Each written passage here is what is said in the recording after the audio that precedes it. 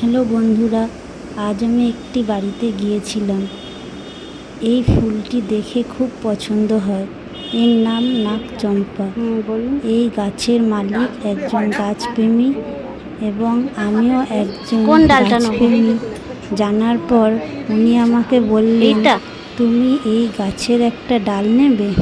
আমি অবাক হয়ে বললাম, আপনার গাছটি তো এত ছোট, এখন আমি ডাল নেব না, আর একটু বড় হোক, ডাল নেব। উনি শুনলেন না, উনি আমাকে ডাল দেবেন। ডাল দেওয়ার জন্য বাড়ি থেকে একটা ব্লেডও এনে দিলেন।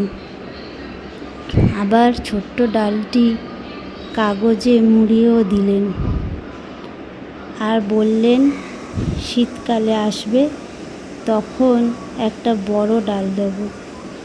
উনি যে আমাকে এতটা ভালোবাসা দিলেন, তার জন্যে আমি সত্যিই অনেক কৃতজ্ঞ।